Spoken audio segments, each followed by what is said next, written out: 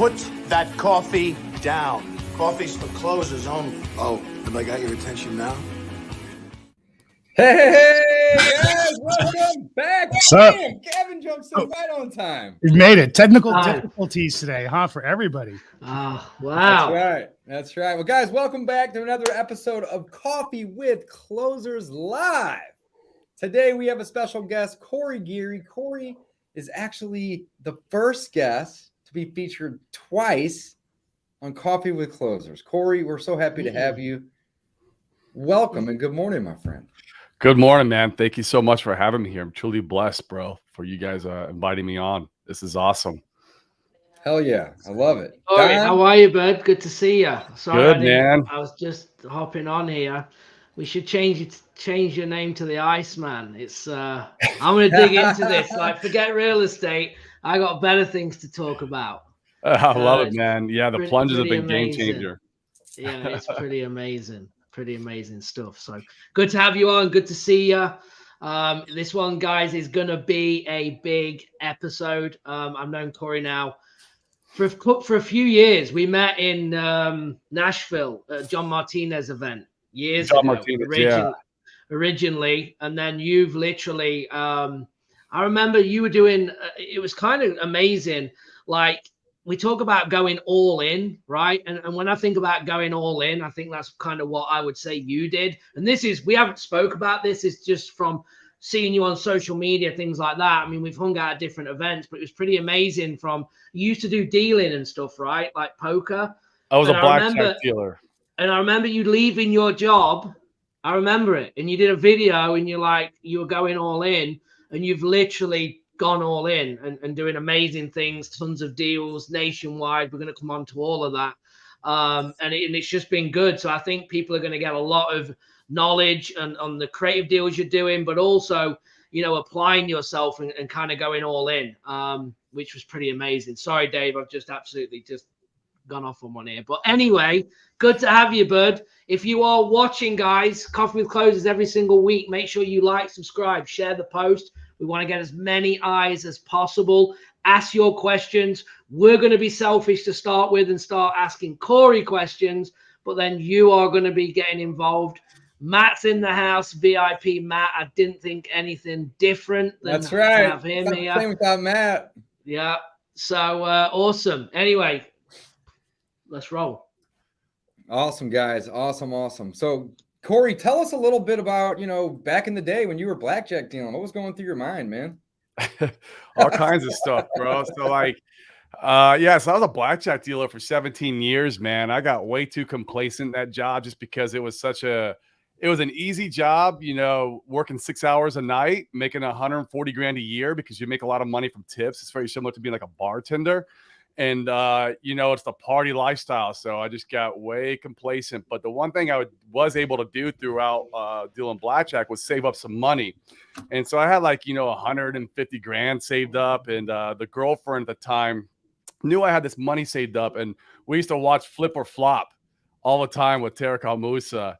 And, one of these times, she was a part-time realtor also. And then she was a part-time blackjack dealer. And we're watching the show one night and she's like, "Why don't you flip a house so I can list it?" And I was like, "I don't know. Why don't I flip a house? It looks easy enough. 30 minutes, I make $80,000. This could be the thing I could do with my as a side hustle with my money I have." Literally the next morning, I'm running around the neighborhood on my morning run, and I see one of those signs that says "Fix and Flip, buy price 250, ARV 350," or something like that. I stopped on my run, called that phone number, bought the house, took me 6 months, and I made $8,000. So it was, have you guys heard of New Western Realty? Not New Western, Net Worth Realty. Yeah. It was from those guys. They're nationwide, similar to New Western. And that was my very first deal I ever did. And since then, I did a second deal. I started going to local RIAs, bought a second deal, made 20 grand on a flip from a local wholesaler. Third deal, I bought 4 houses all at once. Kind of thought I knew what I was doing. Of course, I didn't. I didn't vet the new contractor we brought on board for those four houses, and he took us to the cleaners. And I had a partner at the time, and we lost $250,000 on those 4 houses. It was a bad learning lesson. So it reset me back to zero. I was still working in the casino, fortunately, so I was still bringing in money. So I was still able to eat and, do what I pay for my living expenses. But I was like, I had no more money for real estate. So I literally Googled how do wholesalers get deals, and freaking Sean Terry popped up. And I bought his course, and that was kind of the introduction into my whole real estate journey. So How long ago did you do that? Like buy the course? So back in 2000, the beginning of 2017, because it was towards the end of, so it was the middle of 2017, because towards the end of 2016 is when I bought that first house. And so it was somewhere in the middle of the end of 2017 is when I bought the Sean Terry course.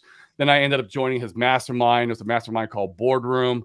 I know most of you guys are familiar with that mastermind. And then, I've been paid him for some one-on-one coaching, stuff like that. And kind of been, going since then, so. Awesome. Yeah. Awesome. So what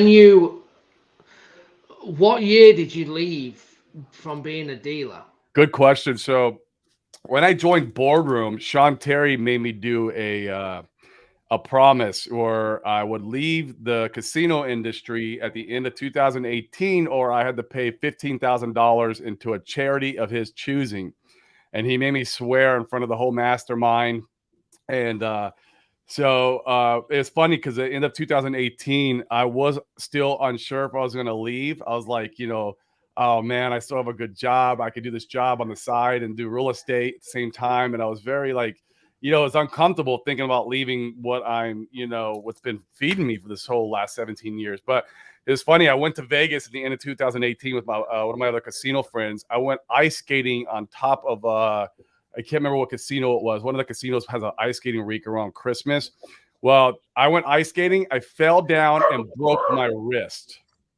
So literally it was a sign from God going, hey, punk, you need to leave the casino and act on your promise. So I broke my wrist. I was like, I couldn't deal. So I could have gone on FMLA and, for 3 months and let it heal and gone back to dealing. But I saw as a sign from God. I was like, all right, came home and put my notice into the casino that I'm leaving. And that was what so I was able to make good on my promise. But I was unsure, man. I don't know if I would have left the casino, and I probably would have paid that $15K to the charity if I wouldn't have broke my wrist. So it was like, yeah. Yeah. And that was the end of 2018. So 2019, I was full-time into real estate. And you were doing local, right? You were just focusing on Phoenix to start with. Correct. And you were doing a lot of like traditional transactions, right? You had a like a brokerage. No, I did become licensed. So I'm a licensed realtor here in Arizona.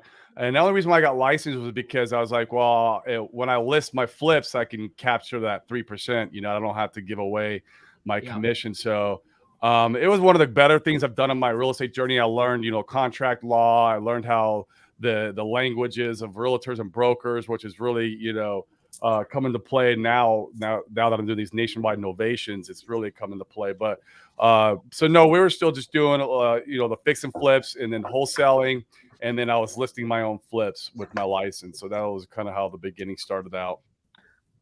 So what made you, from being in Arizona, right? As we, a lot of us teach. I know you're nationwide now, but previous to that, we would teach, or I won't speak for everyone else.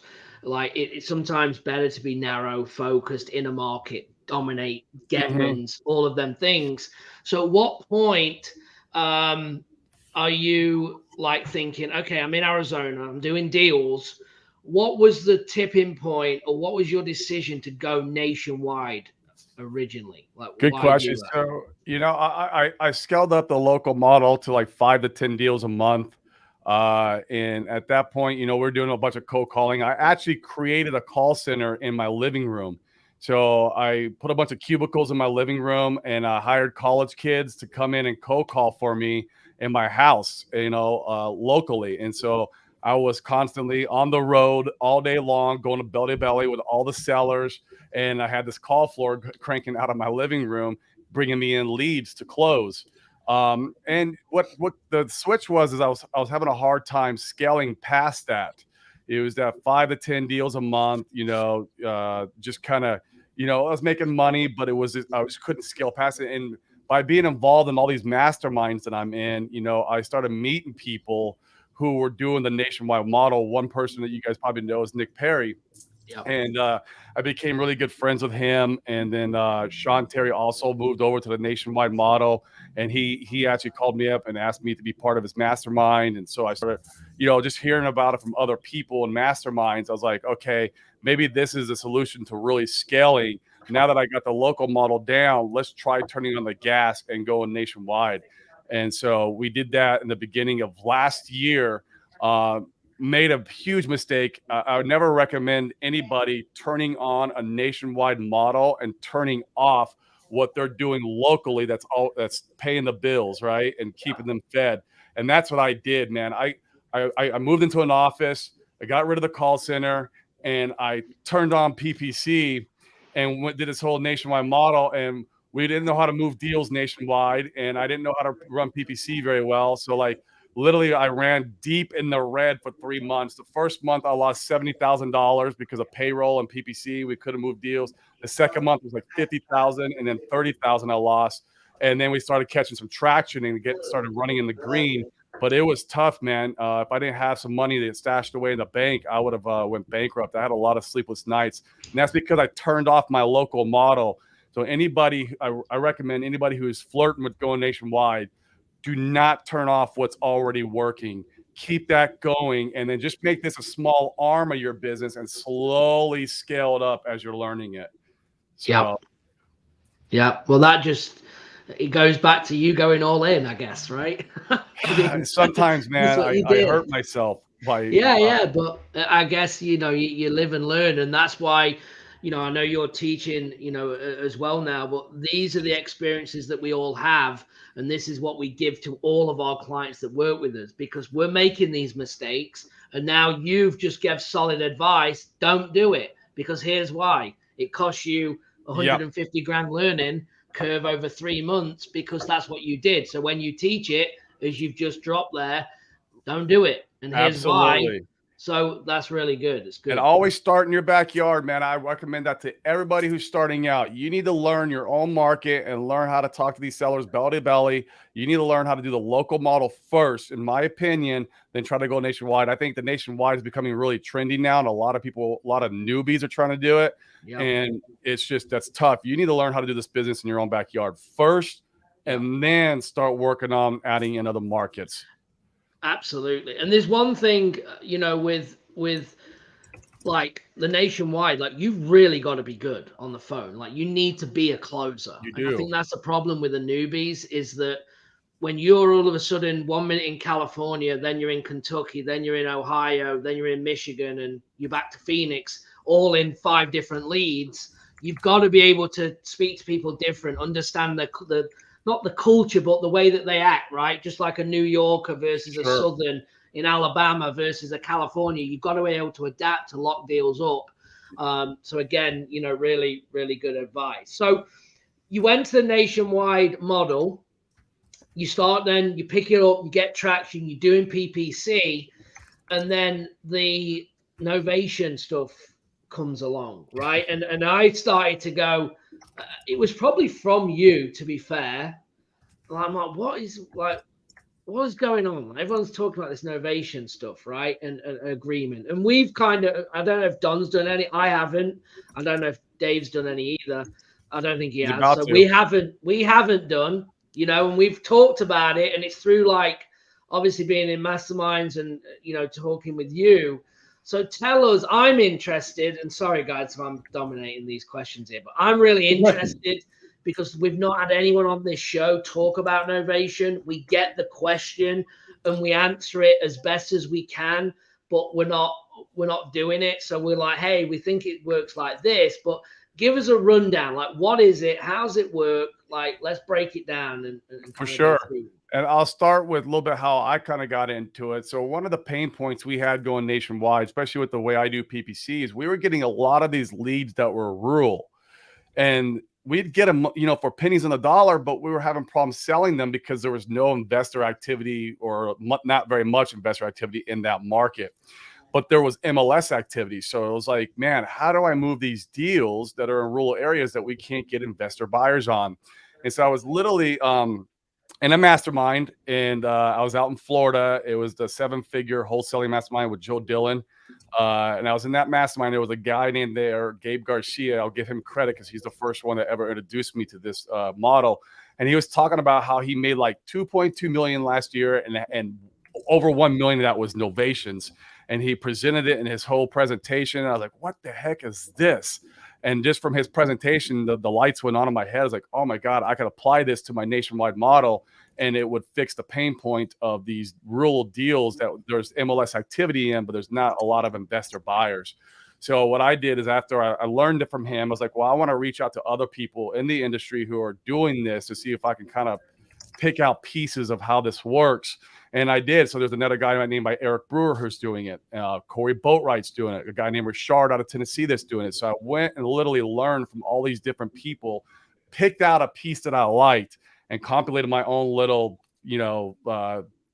setup of how I do these nationwide novations. So, and it has been amazing because you're able to lock up deals for higher cents on the dollar. So you're able to pay more for your properties.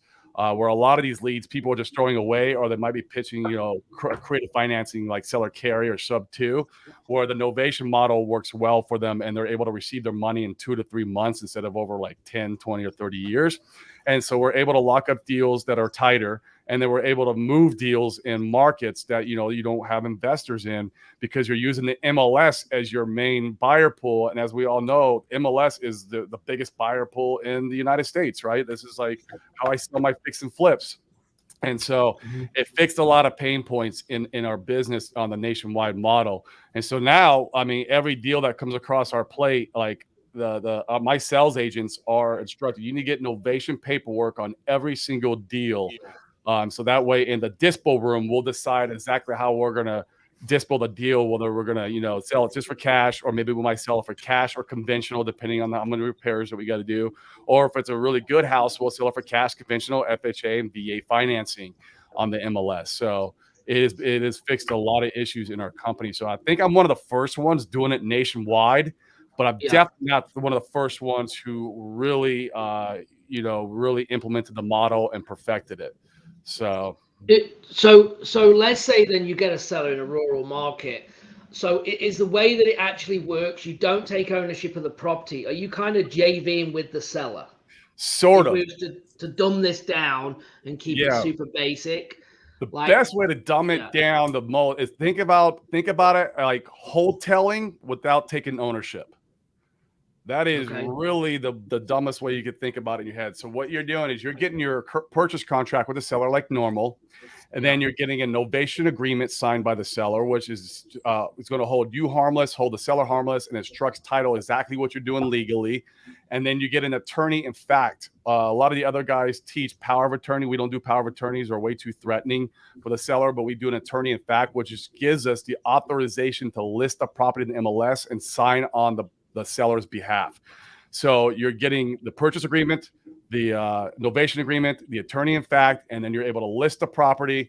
And then once you get a buyer in place, then you're going to replace the contract. So novation means replacement of contracts, where an assignment, you're staying in the middle. You're assigning the rights of the AB contract over to the investor, who is taking the rights of the contract over. Where novation means the replacement of contracts, you're replacing the AB contract with the BC contract. So then people are like, well, how do you get paid then?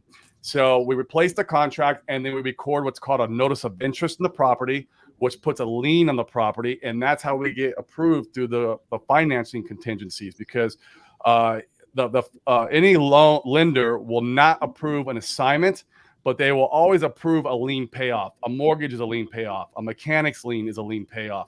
So you're just attaching a lien to the property, and then when you go to close, you ask the title company, hey, title, what does it take to zero out the HUD down to the penny? And they'll tell you, well, there's $28,782.53 to zero out the HUD, and that is going to be your fee. So then you do a release of interest, with that fee attached, and then they record the release at closing, and it's approved by the financing, and it's beautiful.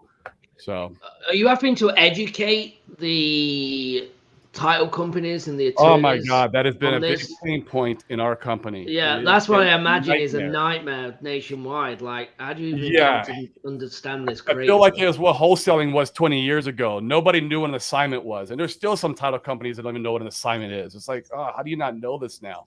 Novations is even more so because nobody's practicing this model, so you really have to get the title company on board. We have a couple title companies that we use. We really went all in on one title company, and we got in bed with them, and I sent them literally almost 40 deals, and they screwed up everything. And man, I heard you reaming this guy at the event in Miami about 2 weeks ago. I was like, man, it was frustrating. That guy, Corey, is going to town on him right now. Was he there? Yeah, he was there, but I mean, Corey awesome. wasn't being like an a-hole. He wasn't being like overly aggressive or rude, but he was giving him a piece of his mind because this guy needed to hear it. You know, he did. I mean, we lost promised. Yeah, we lost 150 and then he wasn't able to fulfill on that. So it was just like, dude, what the hell? So and they took off more than they could chew, bit off more than they could chew, right? Because one of our friends, who's a pretty big wholesaler here, he's a nationwide wholesaler. He was using them, and they worked really well for him. So he started recommending them to all his friends, and so he's got a pretty big network. And so like they just got bombarded with deals. And I literally got on the phone with the owner, and I broke down the Novation model to him, and he's like, "Yeah, we approve that. You can do that in all 50 states. Go ahead." And so like I was like, "Oh, great! I got a title company that gets my model, and they're all 50 states." And I started bombarding them with deals, and they just dropped the ball, and we lost probably $150,000 last month from this title company. So it's been a nightmare. There are other title companies that are Novation friendly. Just off the top of my head, Clothesline Settlements will do it. Blueprint Title will do it.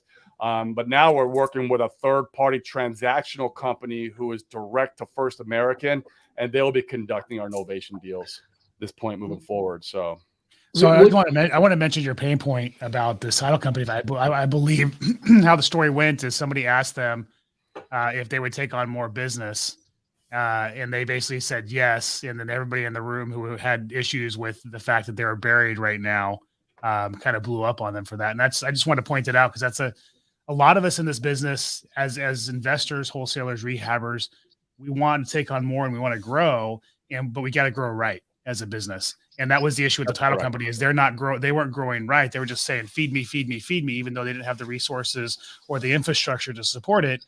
And that's a major mistake that a lot of businesses make. And it's a cautionary tale because even as real estate investors, we do that. We get in over our heads. And I do it. That's fastest way to destruction sometimes. So something to look out for. Scaling too quick, man. Yep. You scale yourself right out of business. Yep. Which happens to a lot in our industry, period. When even from a coaching level, when they take on too many clients and then they can't deliver from doing too many deals, it doesn't matter what it is that you have to know your limit, or otherwise your reputation, as quick as it grew, it bums twice as fast. So, right. And then you go bankrupt and it's like, yeah, absolutely. Would you say then, Corey, back to obviously, starting your backyard, would you say that this is the right move for the Novation stuff as well, in terms of getting to know a title company, get them on board with the way that this works, start doing deals locally, and then again, start to branch out? 120%. Even on Novations, dude, my first 3 deals were here local, even though we're doing a lot of the nationwide stuff. But I understood real estate, right? I understood it, local. I understood it nationwide. So it was easy for me to transition nationwide with Novations. But first, I told my team, listen, I want to do this Novation thing, but only lock up Novations here locally. And like our first 3 deals we did, was here locally, and I understood it. It worked. It was proof of concept. My local title company was on board for doing it. They got the job done. And it's like, okay, let's try it nationwide now.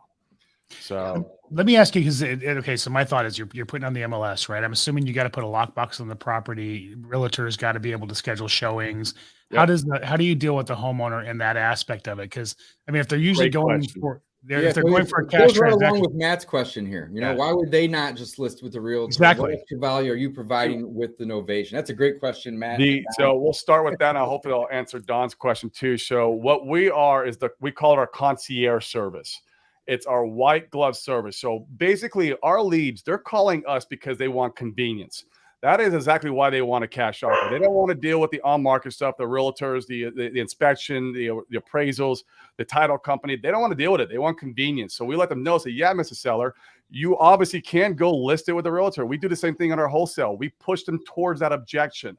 You can go list it with your sister. That is perfectly fine. But understand, then you're going to have to deal with the realtor. You're going to have to deal with the inspection. You got to deal with any repairs that they come up in the inspection, which we take care of. And all the title, the appraisal, and any showings that you're going to have to do to the property. So what we do is we are very transparent with the seller and let them know we are going to need walkthroughs. And if it's a problem, if there's a tenant there or if the seller is living there, we'll let them know that we can group the walkthroughs, together. But even in our wholesale, we have to show the house. Like, it is very difficult for us to sell a house as is sight unseen, unless you're selling it super deep. You can sell it super deep and get it sold, but it's the same thing with Novations. We're being very transparent that we're going to need the walkthroughs to show the property to our partnered buyers that we're partnering with. And so we're just very transparent with them. And we let them know that we take care of all the realtors. We handle all the showings. We let them know that we take care of all the inspections. So any repairs that come up in the inspection process, we are taking care of the appraisals, and we're handling the title company. We let them know that all they got to do is sign some additional paperwork, work with us on getting some walkthroughs, and they can just sit back and collect their check.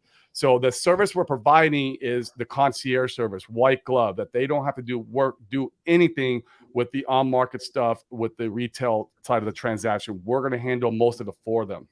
And most of the times they're going to net somewhere close to where they would have netted working with a realtor anyways. Maybe a little bit less, but it's not by much. So we're offering the white glove service and getting them pretty close to a retail, sell price, or at least a little closer to a retail sell price than a cash offer. So, and not all your prospects are going to go. Some of your prospects are still going to go off and list it with a realtor, but it's the same in wholesale. You know what I mean? How many times you call back a lead and they're like, "Oh yeah, I already listed that property last week." It's the same thing here. Lots of times. Same thing here. They're going Matt to says other options. you also have to pay the realtor who shows it. I would imagine. Absolutely. Imagine that you do. I mean, in some way, shape, or form. Are you able to negotiate that out, or how are you doing that so you're not paying crazy fees? Great question. So we figure in, we call it our junk fees. We figure in the seller side of the realtor, the buyer side of the realtor, and the title fees. These are junk fees that you're going to have, and the projected inspection repair costs that you're going to have to take out, and then you take out your fee, and that's your Novation offer. So yes, we pay realtors. So, and I'll give you a little secret on our on the buyer side, when we're listing the properties, we list them for 3.5% because we want the buyer's realtors to show our properties. We want to incentivize them. If there's another lookalike property to our property, we want them showing our property first. So we incentivize them a little bit more than the industry standard. On the selling side, we used to do the flat fee listing. That became brain damage. It does not work very well. There's a lot of sticking points that happens when you use a flat fee listing company. For one, they have to call into the flat fee listing company to get connected to your dispo manager. Two, if the office is closed, it goes to a voicemail. And three, they can't navigate you through the retail process in that local market, which you don't understand because you don't work in that market. You want that agent to do all that work for you. You need an agent and then they become literally your employee. Now they're scheduling the showings. They're getting additional pictures. They're helping you with the inspections. They're making sure everything is hitting on the timeline for that retail transaction in that market. We don't understand all the different processes that go into that market and how they conduct retail transactions because we only work retail in our local market. So we pay both sides of the realtors. On the selling side, only 2 to 2.5%. Because we're bringing them the deal on a silver platter, and we don't have to incentivize them as much as the buyer realtor. But then the buyer realtor at 3.5% is what we're paying them. So you just got to make sure you figure all those fees in before you're making your offer, because you got to know where you kind of stand. And that comes out of your number, not the seller's Absolutely. number. Right. Okay. Yep. When you're negotiating with a seller, that's a net number to them. Got it. And that That's number, another- just like any other contract, that stays. Whenever you negotiate, That's staying. that When we're stays. doing- So whatever you spread or sell over that is you. Correct. Whatever our spread, all our fees come out of. If we got to do a price drop on the MLS because we priced it too high or we thought it was too, you were going to get more. That's coming out of our fee. So we're backing all that out. So we're trying to stick to the net number we negotiate with the seller with, and that's another reason why they like speak over a realtor, because with a realtor, it's kind of like, well, here's what we can list it for. You know, you're going to have all these fees, and hopefully we can land somewhere in this area. We're saying, hey, here's your net number that you're going to walk away with from the closing table. We're going to take care of everything else. Have you ever had one not work? Sorry, Gavin. Have you ever had one not work out where you've had to go back to the seller and change their number or cancel the transaction? Okay. Yeah, absolutely. You're going to have to do that. I'm just curious. I know the answer is yes, but I want Yes, to. There's a lot of no, failure great along the question. way in any Great business. question. Yeah, Great when you question. do anything on volume, you're gonna mess shit up. Right. Yeah. Yep. You just mess it up. I mean, So you go ahead. I was to say, so for people who are scared to renegotiate their contracts, stuff like that, how does that conversation go? You go back and you with your tail tucked between your legs, and you let them know you made a mistake, and that a lot of times it happens because the repairs are too much. That the homeowner and you and the homeowner in the conversation, it wasn't fully conversated to us, that we were disclosed to us that there's gonna be this much repairs, and so that's usually where the big negotiation comes from, and you just let them know exactly why you're renegotiating. You say, hey, like we talked about, we're partnering with an end buyer, bringing them to the table to basically buy this property, and the market's telling us that where we're priced at is not the correct price. We underestimated the repairs, or maybe the upgrades that you said you had in the house are not really what's current. And so you're just having a very heart-to-heart exactly why you're in that price correction. About 50% of the time it works. It's the same like in wholesaling. And the other 50% of the time they're going to go tell you kick rocks. So but it happens a lot less in novations than it does in wholesale. We were doing a lot more renegotiation on the nationwide wholesale model than we do in novations. Okay. But it's going to happen. What's your percentage now in your business from wholesale to novation, would you say? I would probably say 80% of our deals are novation now. Wow. That's crazy. wild. That's wild. Hey, Corey, can you tell us a little bit about the process with the transaction coordination company as well as the title company? Like you had mentioned in the past that you were working with one that could do national, and it's been kind of a mess. Are you still working with that company? No. Or are you using, so you're not, okay. So are you using a transaction company and then they go find the title company and manage that for you? Or are you still having to do both of those things? No, so great question. So basically these nationwide title companies, they're third-party title companies, and they all use First American or Fidelity. They're using whoever directed source is. And so we found a transactional company, and in fact, they did a presentation at the RE3 Mastermind. David, you saw him there. David Olds is his name. And if anybody's interested in using them, you can hit me up. I could put you in touch with their company, and they're direct to the source. They're going to First American and Fidelity.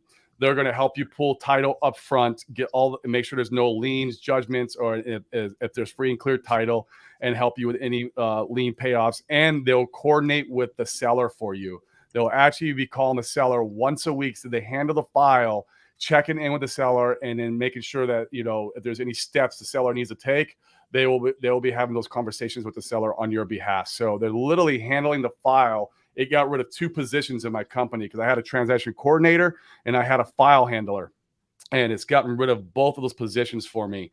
Now we just started with them, so it's new, but they do understand the novation model and they get it. And so they're gave us the green light to conduct novations through them, and they're going to use directly the First American to pull title and to get the closings done. So nice. You don't have to have a closing coordinator or transaction coordinator anymore.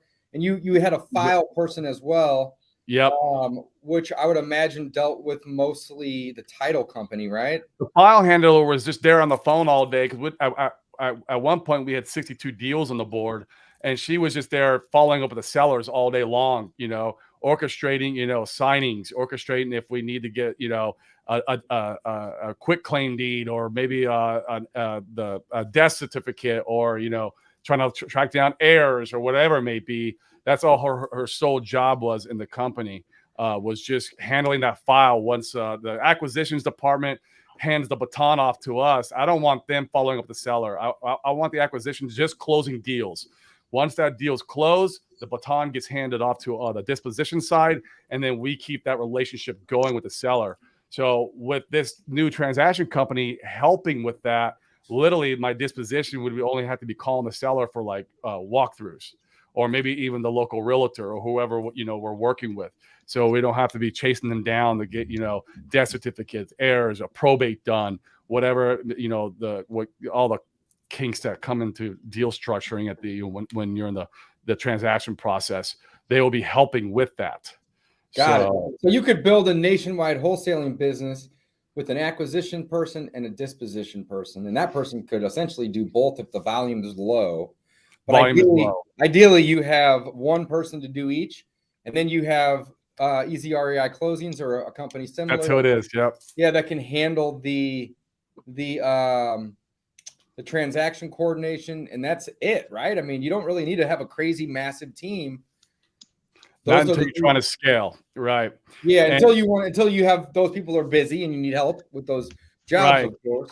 And I would never recommend that approach. You don't have to have all these extra people. It's correct. Not necessary. And I still don't recommend like you just handling the file off to easy REI and then forgetting about it. It's still your responsibility to make sure that deal gets pushed to the closing table. Because at the end of the day, what does it affect? It affects your paycheck, right? You still have to take the responsibility to follow up with easy REI closings, making sure they're doing their job, and still be in touch with the seller, at least periodically. And you're going to have to be anyways for showings, because easy REI closings, it's not going to schedule walkthroughs for you, but they'll do the rest. Yeah, got it. So your dispo person's still going to have to be in contact with the agent. Correct. But that's just another task. That's not necessarily a whole new role. You really, not unless you really scale, maybe. Yeah, maybe you'll get, see, that's a good problem to have.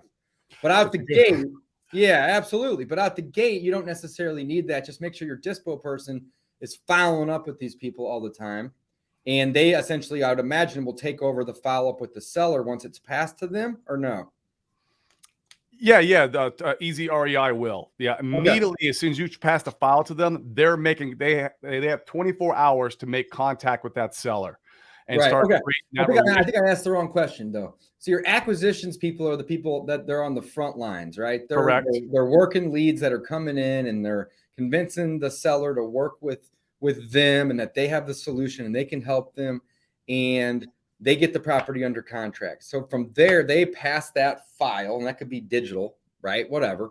But it's all in the CRM. Yeah, let's just say the file, right? They pass the file to the dispo people, and then are they right back on new leads and never talking to that person again for the most part? 100%. Okay, that's what I was just wanting to double check. 100%. So because I've noticed that in my own business, when there's 3 different people following up, the point of contact is like, who is that person? And then everyone's trying to loop everybody in, and it's just noise. It's just noise. Yeah, to the seller, this is your role now.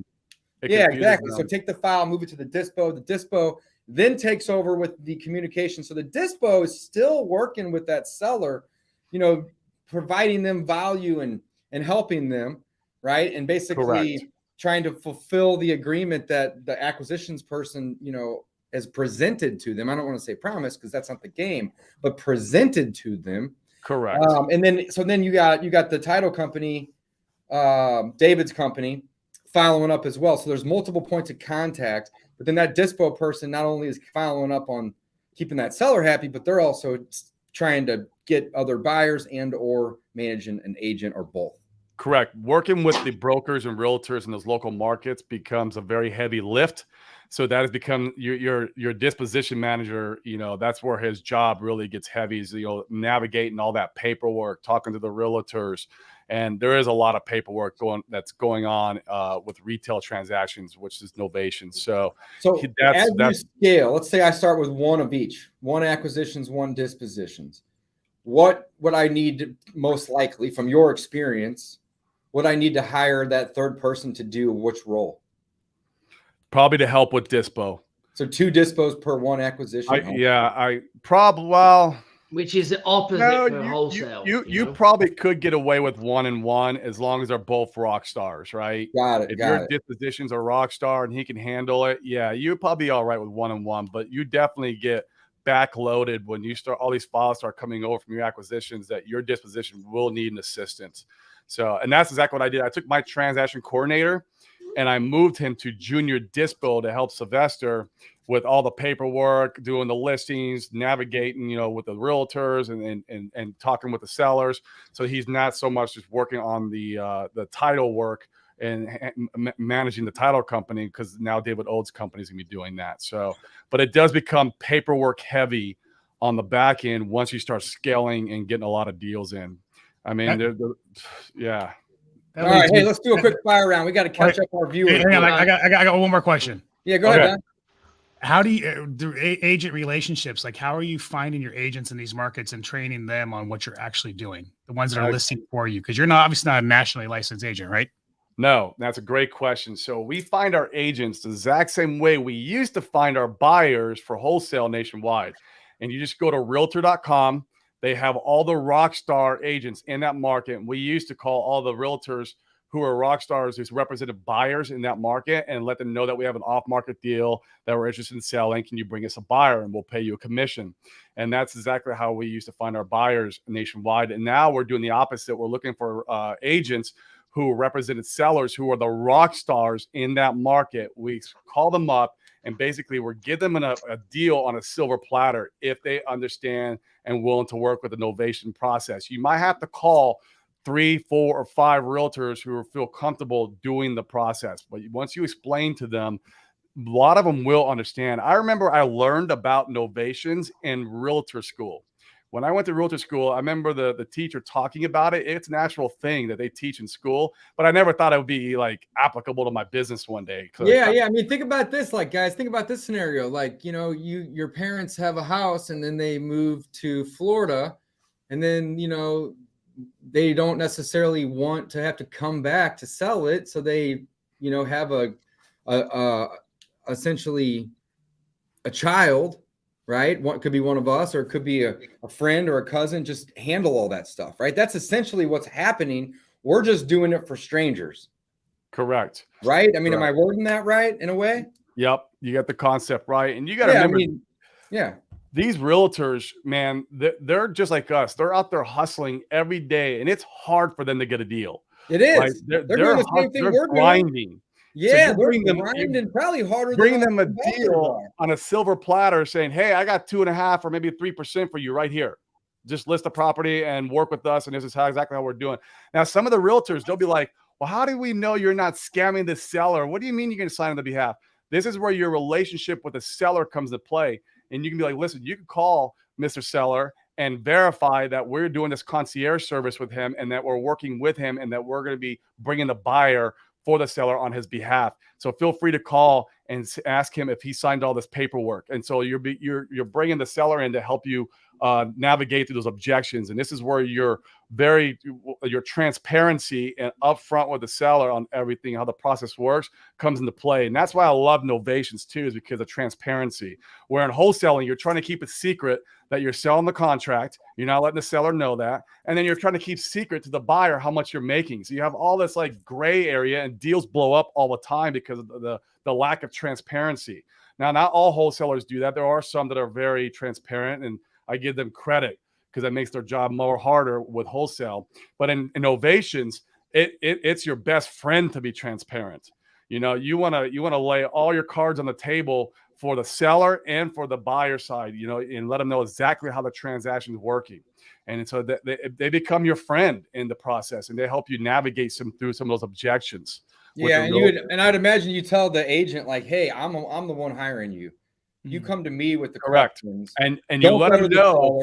That's the whole purpose of the Novation. If that doesn't work for you, I'm gonna find somebody else. They're starving for deals, right? So you just need to set the precedent with them. Like, hey, I'd love to hire you. I'd love to pay you this commission. I'd love for you to help me. But you're not the only guy out there that can do this for me.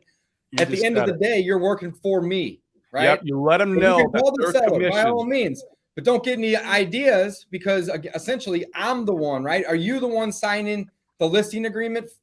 Yes, we are. Because you And have you all let the proper them paperwork know to give you that- the authority to do so. authority, right? And you Got let them it. know that their commission's being paid out of your fee. You let them know, hey, I'm the one paying you on this, not the seller. The seller, we've already negotiated their net number. We're paying the seller a net number. I'm paying your fee. So that way they And know it's right not up a front. net listing. So that's the thing you got to also let them know. We're paying them a net number. Yep. It's not the same as a net listing. You Not get the the same. 3.5%, like you had mentioned earlier. Yep. The net, we get the net as the investor in the middle, but we also have to pay the agent out of that. We probably have to pay the title company. Repairs. We have to pay for any of the inspection repairs, and that all comes out of the spread. So, speaking of that, there's a couple questions here that I want to touch on. I have one more, Dave. I have one more. Yeah, go ahead. I think this is important. So you have states like Illinois and Oklahoma who have made it either not necessarily illegal, but just much more difficult to wholesale. You have to either get a license or jump through hoops. I'm assuming that Novation is one of those workarounds in those states. It is until they catch on and before they go, okay, this is, before a bunch of people who are doing Novations go in there and mess it up. Because that's why that's going to mess it up, because what they're trying to prevent is agents not getting paid. Is that not why they made that? That's one reason. Yeah. Yeah. I mean, there's other reasons, of course, for consumer protection, but who's behind the guys? Come on. Who's behind the consumer protection? Who's lobbying that? It's the agents. Realtors. Yeah. Duh. Yeah. So they want to get their piece. So this is a workaround that I don't think is ever going to not go away. Take it back to the example. Mom or dad moves to Florida. Mom or dad does not want to come back to Toledo or wherever the hell it is that you're watching from and sell this property. They want cousin Vinny, Uncle Vinny, whatever, to get in there and handle it. And it is such an amazing approach. So much so that I joined Corey's mastermind. I'm in, baby. Let's go. So we're launching the nationwide approach. My man. Novations first, just like Novation Corey Nation. says. Where's he at? He's right there. Just like Corey says, that's going to be the approach. Novation first, wholesale second. That's all. When it comes to the nationwide approach, we're not stopping doing what we're doing in St. Louis. Better not. Corey already told us that was one of the mistakes he made. Don't do that, right? Yep. Because you're successful at that. We learn as investors is what not to do. Right? Oh man, you just said it right there. That is key. Holy crap, that is key. Damn. Man, I love it. I love it. All right. Awesome. Did you get Don? Do you have any more last minute questions? They're good. Go. That's fine. I was going to say, did you actually get to finish answering that question? Yeah. I just know that those are issues that people probably aren't even thinking about. But understand. All of those questions. Right. And we're still finding issues, right? Like you're always just you have to be innovative. I mean, as entrepreneurs, we're always trying to figure out, okay, how do I get to that hurdle? You're always going to have new hurdles come up in any business, right? That especially when you try to scale it. So you just try to approach it with a very open mindset and try to figure a solution out, right? And then once you figure a solution, document it, make it part of your SOPs, know exactly how you navigate it through that solution. And that way, when it comes up again, you know how to address it. I love it. All right, let's do sort of a fire round. Don't get too crazy, of course, here, but we don't need to spend like 10 minutes on each of these. It's just a minute or two here. What's the average spread of the Novation, man asks? Great question. So our average spread in assignments nationwide is 17,000. Our average spread in Novations nationwide is between 28 to 32,000. Woo! Nationwide. God damn, that's awesome. And not to mention, we're able to monetize a lot more leads. You know what I mean? So we're able to get more deal flow from the same amount of leads that are coming in. So it's not just these average, what we're making an average on every single deal. It's actually the deal flow that you're going to get out of the same marketing spend. And that is key. What is your ROI? What's your ACOS? What return on ad spend? That is what you got to be looking at. So that actually leads me to a question. So what's your average time frame then? Because the wholesale usually you're anywhere from 10 to 30 days, and you've got your check. Novation, I'm assuming it takes a little longer, probably 60 to 90. Correct. You just So you have to build that pipeline up, and just knowing that money's coming down the road. If you're in a cash crunch in your business, then just wholesale. Right, you need the wholesale because you got to get money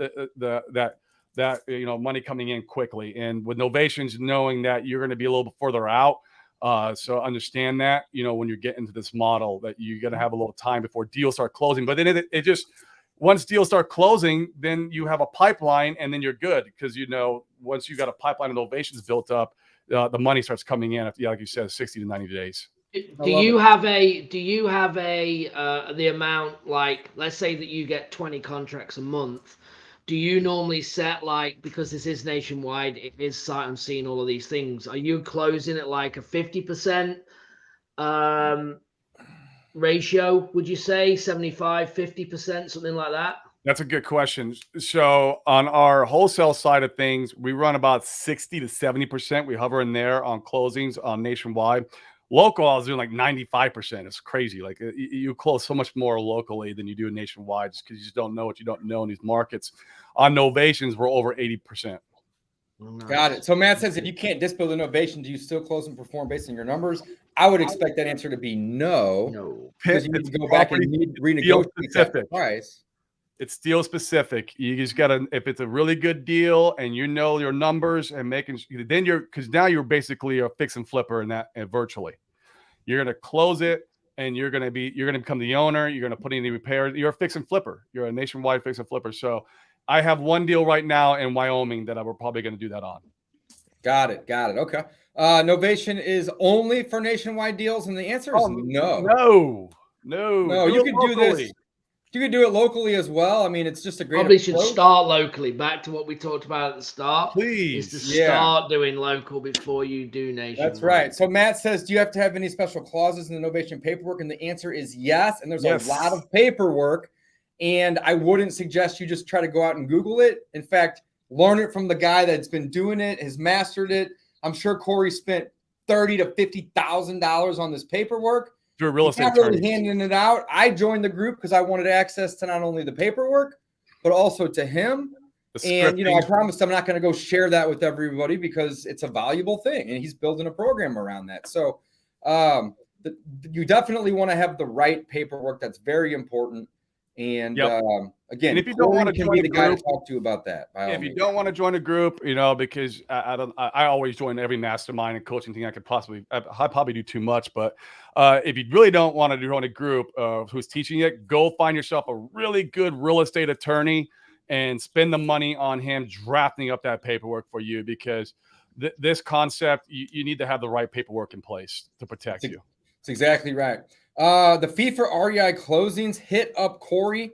He can get you, I think he's got a discount code he can give you or something along those lines. Yeah, I can get you access into the... Corey, what's your good contact information? I'll drop it in the notes here or in the comments so anybody watching can connect with you. Yeah, so best place obviously is social media, man. Just Corey Geary on Facebook, and then it's on Instagram. It's the Corey Geary. So, and you can just private DM me. I don't have a VA in there checking them or anything. So you can just DM me and I'll respond to those DMs. So social media is always the best to contact me. I used to give my phone number out on these podcasts and man, my phone would just blow up afterwards and I couldn't get back to it. No, social's the way to go, man. Social's the way to go. So Corey Geary on Facebook and the Corey Geary on Instagram. IG, right? Yep. That's the best place. I'll drop that in the chat right now, guys. So if you're watching that, you can connect with Corey. Corey can connect you with easy REI closings and get you guys a discount on that. Also, he is the man when it comes to the novations and the novation coaching. I just joined about a week and a half ago. And, man, I'm going through all the content, and it's gold, man. You got some really, really good stuff in there, helping people set up their AdWords account so they can do this nationwide. And, I mean, that's the coolest part about it, in my opinion, is – you don't need to have a big team like we just talked about earlier. You can have one person doing sales or acquisitions. I got 6. Yeah, one person doing dispo. But as you scale to 62 deals on the board, you don't need to have 60 people too, right? You can have 4, 5, 6 people, maybe even 2 or 3, right? I'm going to start with 2. I already have one person. I'm looking to hire one more. So if you're in the St. Louis area and I'm looking to bring people in my office, right? So if you're a good salesperson, hit me up. We can talk about that. Let's go. And then the coolest part, though, is that you don't necessarily need to have 14 different channels of marketing. You can turn on AdWords, and that can be your sole place to market. And if you want to, have an additional marketing channel like cold calling or SMS or Facebook or whatever, that's fine, of course. But you don't need to. It can literally be as simple as AdWords, 1 or 2 people in the office, including you, or maybe not even including you. and boom, and you can scale up accordingly. And I just think it's such a cool business model because we've all been on this call here. We've all been flipping houses for years and years and years. And it's like, why am I limiting myself to 30 miles from where I'm standing? Right. You know, everything is virtual these days. Everything. And So it's I love like if somebody AdWords hits me up with a good deal and, you know, Bangladesh, I mean, if it's a good deal, I'm interested to figure out how we can flip that thing, you know? And Really no AdWords reason not to. So easy to scale. I might even have to go check it out. You know, it's just a reason to go on a trip with Don and Gavin. Corey, you'll be able to get a word in a minute. Oh, That's awesome. I love it. Corey, what was you going to say? I was just saying, AdWords is so easy to scale versus other marketing channels. Thinking about scaling cold calling and SMS or RVM or something crazy like that. You have to pull new data, new lists, skip trace that data, get new team members or employees or a third-party company to cold call that list. And you got to do that for every single new market. AdWords, you go in there and you push a button. I just want to say that with that button push, you need to make sure that you find somebody that teaches you how to set things properly, or you're working with somebody to set things properly, because that button can be a very expensive button. That's again, he said 70,000 loss, 30,000 loss, and so on. Yeah. Right? So it can be an expensive code. It's a great marketing channel to scale. But Corey, you said it earlier, though. You know, like start small and scale up. Don't stop what you're doing at your current marketing methods in your current market, right? So there's no reason to go do 10, 15, 20 grand a month out the gate. You know, like start with a couple thousand. And then as the leads start coming in, then scale it up slowly. That's it. So, you know, I love that approach. And work with people who can give you good advice, and you don't have to figure it out yourself. That's it's a very look. If in this situation, if it's an AdWords situation, you're trying to decide, do I pay for education or I just try to figure it out? I guarantee you the education is going to be a hell of a lot cheaper. I guarantee it. Yeah, Don, that is a good point, man. The education, and that goes for doing novation agreements as well. At that, right. Again, we've touched on it, but there's even in my head in real estate, like it's a lot of work, right?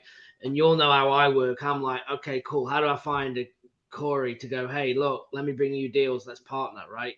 Like that's where my mind goes originally. I don't need to know all this, but let me get some a lead that's kind of on that way, and then bring someone in to help me get through it and partner on it. That's where my head goes immediately on this. But yeah, we do that with our mentees all the time. You know what I mean? So we partner with them on that to help them make sure they get through the transaction process. So, man, awesome. I absolutely love it. Corey, thank you so much for coming on. You've been on Coffee with Closers, right? Don's sending me messages being like, I was on your podcast. That's what been on Coffee with Closers. Doesn't matter. We still love you, buddy. Yeah, we're still happy you're here. It's we see each other everywhere all the time. We start to think, we do this or that. Yeah, we do see each other all the time. I'm always happy to get it to chat with all of you guys. Corey, I got my plunge tank coming probably in the next. I'm hoping 2-3 weeks, give or take. So we're gonna have to do some fun stuff. Some challenges. I'm excited, man. Yeah, getting out of your comfort zone just helps you grow in so many ways in your life. And that's really my goal with it. All the health stuff's going to just be an ancillary benefit. But it's like, I just want to get in there and get uncomfortable. Then I'm going to jump out of that thing and I'm going to get even more uncomfortable with my business and my life and just take it to the next freaking level. That thing is amazing, bro. The endorphins and adrenaline you get when you come out of the tank is like, you could conquer the world. I can't wait, brother. I'll keep you posted. Well, guys, thanks for coming. Thanks for watching. Hit that like button. Don't forget to subscribe. Corey, thanks for coming on the show today. We're grateful for you. Appreciate it. Your information, your time, all things, Corey, man. We really, really appreciate you guys. Thanks for watching. Signing off. We'll see you next week. Thanks, guys.